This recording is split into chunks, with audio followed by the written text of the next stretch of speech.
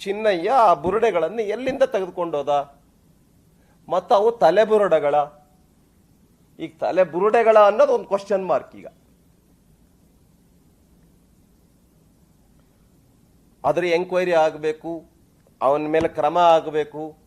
ಈಗ ಜೈಲಲ್ಲಿ ಕೋರ್ಟ್ನಲ್ಲಿ ಹೋಗ್ಬಿಟ್ಟು ಹೇಳಿಕೆಯನ್ನು ಕೊಡ್ತಾ ಇದ್ದಾನೆ, ಬರ್ತಾ ಇದೆ ಎಲ್ಲ ಟಿವಿಗಳಲ್ಲಿ.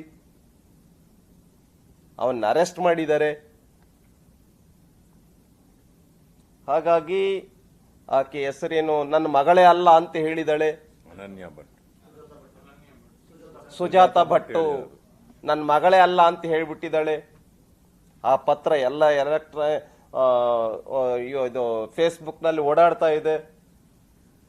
ನನ್ನ ಒತ್ತಡದಿಂದ ನನ್ನ ಮೇಲೆ ಒತ್ತಡ ಹಾಕಿದ್ರು, ಅದಕ್ಕೆ ಹೇಳಿದೆ. ಬಹುಶಃ ಇಡೀ ಜಗತ್ತಿಗೆ ಒಂದು ಡೈರೆಕ್ಷನ್ ಮಾಡ್ಬೋದೇನೋ, ಅಷ್ಟರ ಮಟ್ಟಿಗೆ ಸುಳ್ಳು ಹೇಳ್ತಾ ಇದ್ದಾಳೆ ಅಮ್ಮ. ಈ ಏಜ್ನಲ್ಲೂ ಕೂಡ ಮೆಚ್ಚಬೇಕಾಕೆನ. ಎಷ್ಟು ಜನರಿಗೆ ತಲೆ ಮೇಲೆ ಟೋಪಿ ಹಾಕಿದ್ಲು ಅಯ್ಯಮ್ಮ, ಎಷ್ಟು ಚಾನಲ್ಗಳಿಗೆ ತಲೆ ಮೇಲೆ ಟೋಪಿ ಹಾಕಿದ್ಲು. ಇಂಟರ್ನ್ಯಾಷನಲ್ ಫೇಮಸ್ ಅಯ್ಯಮ್ಮ ಈಗ. ಹಾಗಾಗಿ ಆಕೆ ತಲೆಯಲ್ಲಿ ಏನಿದೆ ಅನ್ನೋದನ್ನ ಮ್ಯಾಪಿಂಗ್ ಮಾಡೋ ಅವಶ್ಯಕತೆ ಇದೆ. ಇವರೆಲ್ಲರೂ ಇದಾರಲ್ಲ, ಇವ್ರ ತಲೆಗಳಲ್ಲಿ ಏನೇನಿದೆ ಅನ್ನುವಂಥದ್ದನ್ನ ಮ್ಯಾಪಿಂಗ್ ಮಾಡ್ತಕ್ಕಂಥ ಅವಶ್ಯಕತೆ ಇದೆ. ಯಾರ್ಯಾರು ಇದ್ರೊಳಗಡೆ ಕಾನ್ಸ್ಪಿರೇಟರ್ಸ್ ಇದ್ರು, ಸ್ಟ್ರಾಟಜಿ ಮಾಡಿದ್ರು, ಇದರೊಳಗಡೆ ನ್ಯಾಷನಲ್, ಇಂಟರ್ನ್ಯಾಷನಲ್, ಇಂಟರ್ ಸ್ಟೇಟ್ ಎಲ್ಲವೂ ಕೂಡ ಹೊರಗಡೆ ಬರುತ್ತೆ. ಮ್ಯಾಪಿಂಗ್ ಮಾಡಬೇಕು ಅವ್ರದ್ದು. ಹಾಗಾಗಿ ಧರ್ಮಸ್ಥಳ ಅಂತಕ್ಕಂಥದ್ದು ಏನಿದೆ, ಇದಕ್ಕೆ ಮಣ್ಣೆರಚತಕ್ಕಂಥ, ಇದಕ್ಕೆ ಕಪ್ಪು ಮಸಿ ಬೆಳಿತಕ್ಕಂಥ ಕೆಲಸನ ಕರ್ನಾಟಕ ಸರ್ಕಾರ ಏನಿದೆ ಅದರದ್ದು ಬಹಳ ದೊಡ್ಡ ಪಾತ್ರ ಇದೆ. ಅಂತಿಮವಾಗಿ ಜನ ನಿರ್ಣಯ ಮಾಡೇ ಮಾಡ್ತಾರೆ. ಕರ್ನಾಟಕ ರಾಜ್ಯದ ಜನ ಅಂತೂ ಕೂಡ ವೆರಿ ಇಂಟೆಲೆಕ್ಟ್ಸ್. ಯಾರಿಗೆ ಯಾವ ಸಮಯದಲ್ಲಿ ಬುದ್ಧಿ ಕಲಿಸ್ಬೇಕು ಕಲಿಸಿದ್ದಾರೆ, ಮತ್ತೆ ಕಲಿಸ್ತಾರೆ. ಹಾಗಾಗಿ ಇದರೆಲ್ಲದರ ಬಗ್ಗೆ ತನಿಖೆ ಆಗಬೇಕು. ಇನ್ನೊಂದು, ನಾನು ಬಹಳ ಸಾಮಾಜಿಕ ನ್ಯಾಯ ಸಿಗಬೇಕು ಅಂತ 35 ವರ್ಷಗಳಿಂದ ಹೋರಾಟ ಕರ್ನಾಟಕ ರಾಜ್ಯದಲ್ಲಿ ನಡೀತಾ ಇತ್ತು. ಆ ಹೋರಾಟ ಯಾರ್ಯಾರು ಮಾಡಿದ್ರು ಅವರೆಲ್ಲರೂ ಕೂಡ ಇವತ್ತು ಅನ್ಹ್ಯಾಪಿ ಇದ್ದಾರೆ. They are all not happy. ಲೆಫ್ಟ್ನವ್ರು ಹ್ಯಾಪಿ ಇದ್ದಾರ? ನೋ.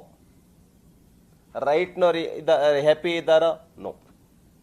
ಟಚಬಲ್ಸ್ ಹ್ಯಾಪಿ ಇದ್ದಾರ? ನೋ. ಆಮೇಲೆ ಅಲೆಮಾರಿ ಅವರು ಹ್ಯಾಪಿ ಇದ್ದಾರ? ಇಲ್ಲ. ಯಾರು ಹ್ಯಾಪಿ ಇದ್ದಾರೆ ನಿಮ್ಮ ಸರ್ಕಾರದ ನಿರ್ಧಾರದಿಂದ? ಮತ್ತು ಸುಪ್ರೀಂ ಕೋರ್ಟ್ ಏನ್ ಜಡ್ಜ್ಮೆಂಟ್ ಕೊಟ್ಟಿತ್ತು? ಜಸ್ಟಿಸ್ ನಾಗಮೋಹನ್ ದಾಸ್ ವರದಿ ಏನ್ ಹೇಳಿದೆ? ಮಾಧುಸ್ವಾಮಿ ಅವರ ವರದಿ ಏನ್ ಹೇಳಿದೆ? ಆಮೇಲೆ ಸದಾಶಿವ ಆಯೋಗದ ವರದಿ ಏನ್ ಹೇಳಿದೆ? ಈ 4 ವರದಿಗಳು ಏನ್ ಹೇಳಿದಾವೆ? ಈ 4 ವರದಿಗಳಿಗಿಂತ ಸಿದ್ದರಾಮಯ್ಯ ಅವರ ವರದಿನೇ ಗ್ರೇಟಾ? ಈ 4 ಸೈಂಟಿಫಿಕ್ ವರದಿಗಳಿಗಿಂತ ರಾಹುಲ್ ಗಾಂಧಿ ಅವರ ಮಾರ್ಗದರ್ಶನವೇ ನಿಮಗೆ ಶ್ರೇಷ್ಠನ? ಏನಿದೆ ಇದ್ರೊಳಗಡೆ ನೀವು ಕೊಟ್ಟಿರ್ತಕ್ಕಂಥ ಕ್ಯಾಬಿನೆಟ್ ಡಿಸಿಷನ್? ಸಾಮಾಜಿಕ ನ್ಯಾಯ ಅನ್ನೋದೇನಿದೆ? ವೈಜ್ಞಾನಿಕತೆ ಅನ್ನೋದೇನಿದೆ? ವಾಸ್ತವಿಕತೆ ಅನ್ನೋದೇನಿದೆ?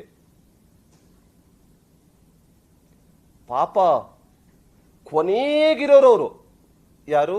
ನೆಲೆ ಇಲ್ಲದ, ಮನೆ ಇಲ್ಲದ, ಊಟ ತಿಂಡಿ ಇಲ್ಲದ ಅರೆ ಮತ್ತು ಅಲೆಮಾರಿ ಮತ್ತು ಅರೆ ಅಲೆಮಾರಿ ಇವರಂತೂ ಬೀದಿಯಲ್ಲಿದ್ದಾರೆ ಬಿಡಿ. ಈಗ ಅವ್ರನ್ನ ಅಲ್ಲಿಗೆ ಸೇರಿಸ್ಬಿಟ್ಟಿದ್ದಾರೆ ಅಂತ ಹೇಳಿದ್ರೆ, ಎಲ್ಲ ಗರಡಿ ಮನೆಯಲ್ಲಿ, ಜಿಮ್ನಲ್ಲಿ ಫುಲ್ ತಯಾರಿ ಮಾಡ್ಕೊಂಡಿರ್ತಕ್ಕಂಥವ್ರ ಜೊತೆನಲ್ಲಿ ಕುಸ್ತಿಗೆ ಬಿಟ್ಟಿದ್ದಾರೆ ಇವ್ರನ್ನ. ಆಡು ನೀನು ಕುಸ್ತಿ ಅಂತ. ಎಲ್ಲರ ಕುಸ್ತಿ ಆಡೋದಕ್ಕೆ ಸಾಧ್ಯನಾ ಅವ್ರ ಜೊತೆನಲ್ಲಿ? ಇದು ಸಾಮಾಜಿಕ ನ್ಯಾಯನ? ಸಿದ್ದರಾಮಯ್ಯ ಅವರಂತ ರಾಜಕೀಯ ಗರಡಿನಲ್ಲಿ ಪಳಗಿದಂತ ಚೀಫ್ ಮಿನಿಸ್ಟರ್ ತೆಗೆದುಕೊಳ್ತಕ್ಕಂಥ ನಿರ್ಧಾರವ ಇದು? ಹೀಗಾಗಿ ಮೊನ್ನೆ ಕ್ಯಾಬಿನೆಟ್ ನಿರ್ಣಯ ಏನಿದೆ, ಇದು ಸಾಮಾಜಿಕ ನ್ಯಾಯ ಅಲ್ಲ, ಒಂದು ಸಾಮಾಜಿಕ ಅನ್ಯಾಯದ ವರದಿಯನ್ನ, ಒಂದು ಸಾಮಾಜಿಕ ಅನ್ಯಾಯದ ನಿರ್ಧಾರವನ್ನ ಮಾಡಿದರೆ ಎಲ್ಲರೂ ಕೂಡ ಹೋರಾಟಕ್ಕೆ ಇಳಿತಾ ಇದ್ದಾರೆ. ಹಾಗಾಗಿ ಇದನ್ನ ಮತ್ತೊಂದು ಸರಿ ಪುನರಾಲೋಚನೆ ಮಾಡಬೇಕು, ಮತ್ತೊಂದು ಸರಿ ಪುನರ್ವಿಮರ್ಶೆಯನ್ನ ಮಾಡಬೇಕು, ನಿರ್ಧಾರ ಮಾಡಬೇಕು ಅಂತೇಳಿ ನಾವು ಈ ಸಂದರ್ಭದಲ್ಲಿ ಆಗ್ರಹ ಪಡಿಸ್ತೇವೆ. ಕಾಟಾಚಾರಕ್ಕೆ ನಡೆದಂತ ಅಧಿವೇಶನ ಮೊನ್ನೆದು. ಶಾಸ್ತ್ರೋಕ್ತವಾಗಿ ಮಾಡ್ತಾರಲ್ಲ ಅನೇಕ ಸಾರಿ, ಮಾಡಿದ್ವಪ್ಪ ಅಂತ ಕಾಟಾಚಾರಕ್ಕೆ ಆ ಥರದ ಒಂದು ಅಧಿವೇಶನನ ಇವರು ಮಾಡಿದ್ರು. ತನ್ನ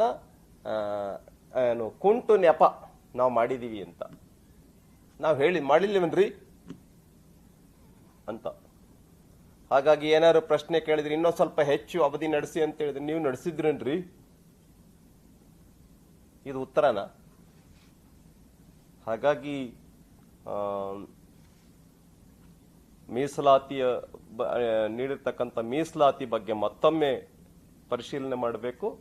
ಮತ್ತು ಧರ್ಮಸ್ಥಳದ ಬಗ್ಗೆ ಈಗ ಯಾರು ಸಿಕ್ಕಾಕೊಂಡಿದ್ದಾರೆ ಅವರ ಬಗ್ಗೆ ಯಾವ ರೀತಿಯ ತನಿಖೆ SIT ಮಾಡುತ್ತೆ ನೋಡಬೇಕು. ಏನು ಕ್ರಮ ತೆಗೆದುಕೊಳ್ತಾರೆ ಸರ್ಕಾರ ಅನ್ನೋದನ್ನ ನೋಡಬೇಕು.